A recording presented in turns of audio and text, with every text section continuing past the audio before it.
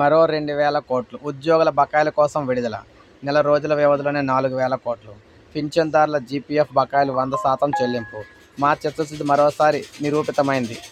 So మొత్తంగా తెలంగాణ సర్కార్ ఉద్యోగుల పింఛన్దారుల బకాయిల చెల్లింపుల కోసం మరో 2,000 కోట్లను విడుదల చేస్తూ ఆర్థిక శాఖ ఉత్తర్వులు అయితే ఇచ్చింది.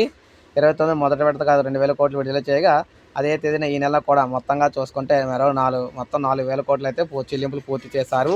ఉద్యోగ జేఏసీ నాయకులు ఇచ్చిన హామీ మేరకు దీర్ఘకాలంగా పెండింగ్లో ఉన్న బకాయిల చెల్లింపు కోసం 100 రోజుల్లో 6,000 కోట్లు విడుదల చేస్తామని ప్రభుత్వం ఇటీవల ప్రకటించిన విషయం తెలిసిందే.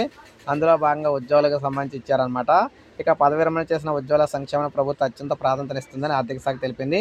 అందులో భాగంగా రిటైర్ ఉద్యోగులు, జిల్లా పరిషత్ ఉపాధ్యాయులకు సంబంధించిన చాలా కాలం పెండింగ్లో ఉన్న జనరల్ ప్రావిడెంట్ ఫండ్ జీపీఎఫ్ బకాయిలను 100% చెల్లించింది.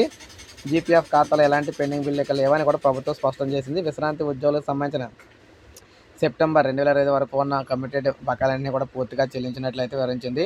ఉద్యోగులు లేదా పింఛన్దారులు గతంలో ప్రభుత్వానికి పంపిన 10,000 లోపు ఉన్న దాదాపు 5 లక్షల పైగా బిల్లులను ప్రత్యేకంగా గుర్తించి 100% చెల్లించినట్లు అధికారులు ఇక్కడ వివరించారు.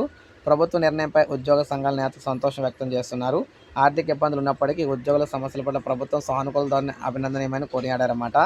రాబోయే రోజుల్లో మిగిలిన బకాయిలు కూడా క్రమ పద్ధతిలో చెల్లిస్తామని ఆర్థిక శాఖ అధికారులు వెల్లడించారని కూడా వారైతే తెలిపారు. సో ఏదేమైనా ఉద్యోగులకు సంబంధించిన గుడ్ న్యూస్ అని చెప్పుకోవచ్చు. పెన్షనర్లకు సంబంధించి. సో ఈ అప్డేట్ ఒక లైక్ చేయండి, సబ్స్క్రైబ్ చేసుకోండి.